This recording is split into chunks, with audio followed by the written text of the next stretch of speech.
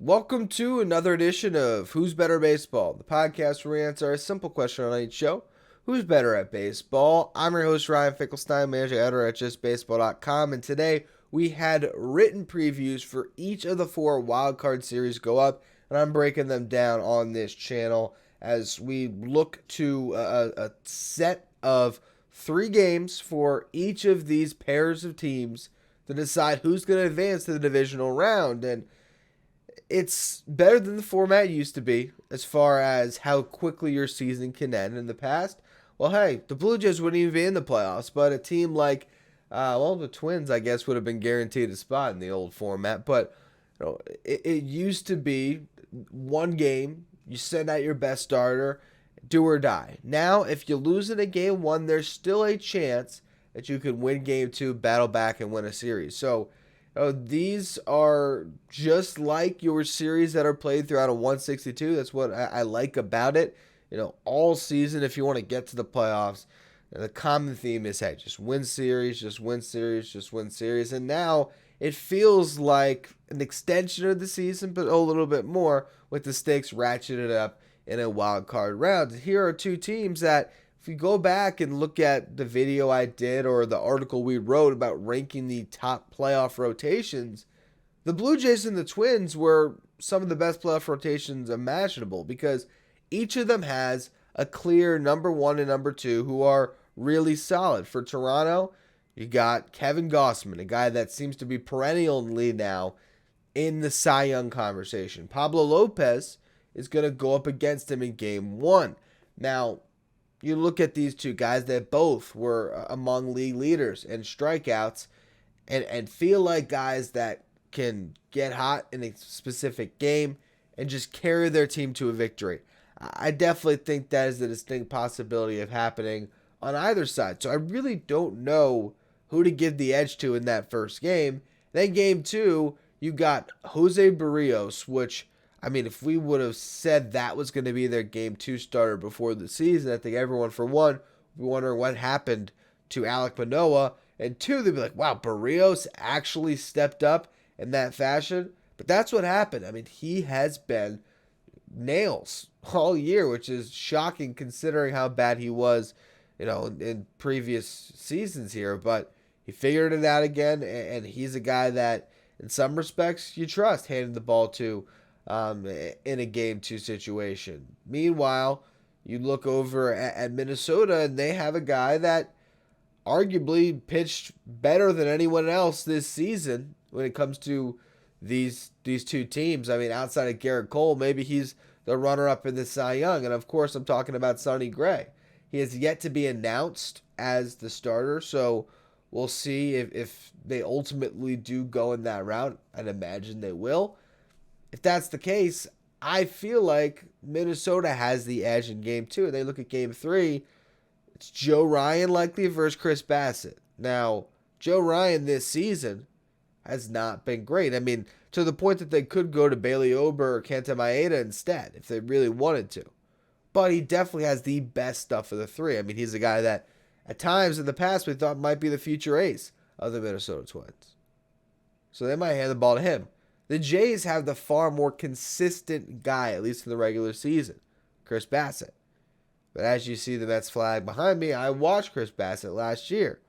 And I personally can't shake the fact that going up against the Braves with the Mets season on the line at the end of the year, he did not pitch well. Then in the wild card round against the Padres, he was the one handing the ball in a pivotal game three, and he got knocked around. I do wonder if he's the type of pitcher that can thrive in a postseason setting. And he certainly could prove me wrong. I think if you're looking at this matchup, I actually still would pick Chris Bassitt, but I don't have a lot of confidence on either front when it comes to game three, even though I feel like these are rotations that have a lot of depth.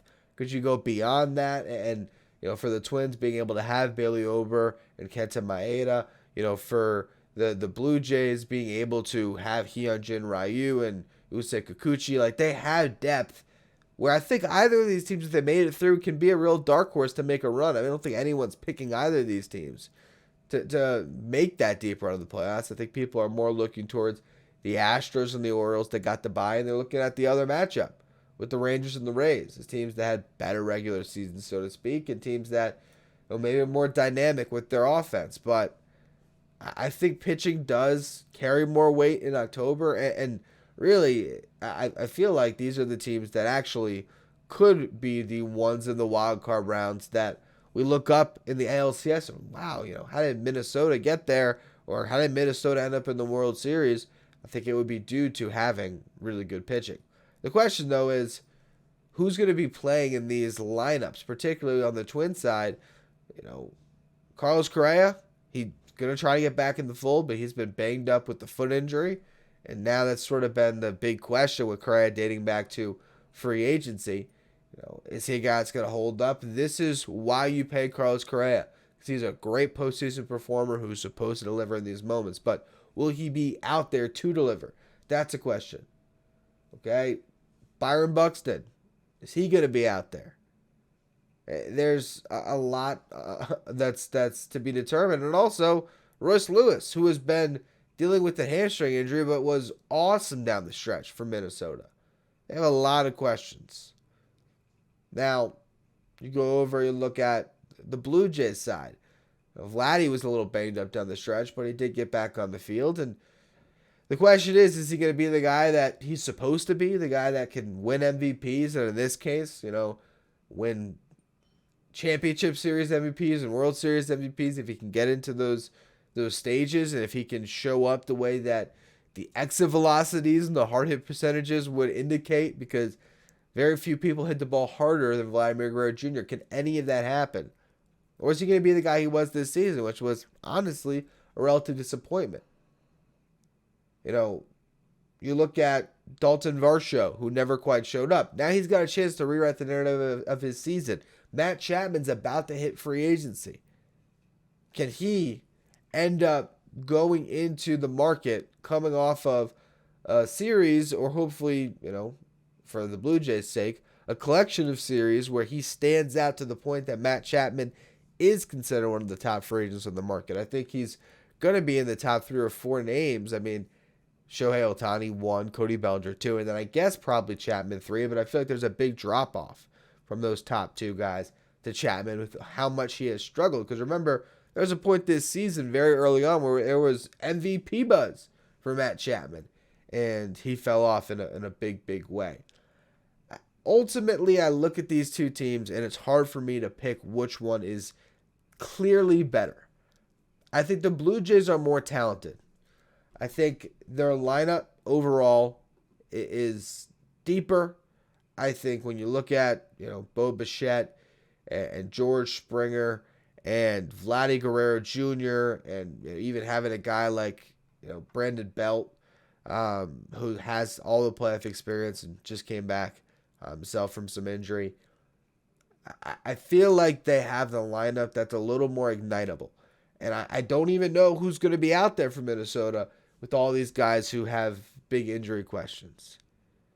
I think the Blue Jays are the better team that can make the deeper run in the playoffs.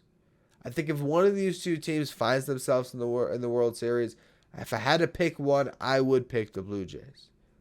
In a short series, though, where Pablo Lopez and Sonny Gray could just end Toronto's season, I'm not sure that the Twins don't end up winning this series. So, you're sitting in this position where you got to try to pick who's going to end up winning it out. It's 2 teams that I think are very similar in the sense that they have the starting pitching to make a run, but the offense is not as proven of a commodity. And whether it's a lack of performance this season, which Toronto has dealt with, whether it's injuries, which Minnesota is going through, that could hold them back. And you look at, the other side of the bracket when it comes to the wild card round, I'm not questioning the Rangers or the Rays offense. I think that's the big difference. Now, awaiting these 2 teams, if they win, it's the most experienced the most experienced playoff team, the Houston Astros, with a fresh Framber Valdez and Justin Verlander to go in Game 1 and Game 2.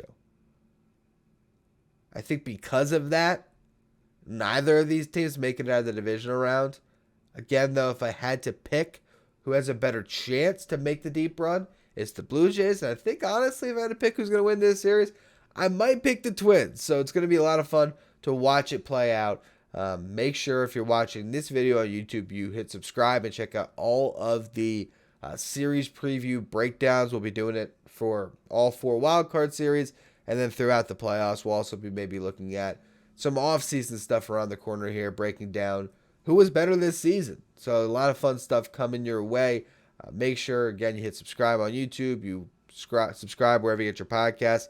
And check out all of the written previews that we have on the playoffs at justbaseball.com.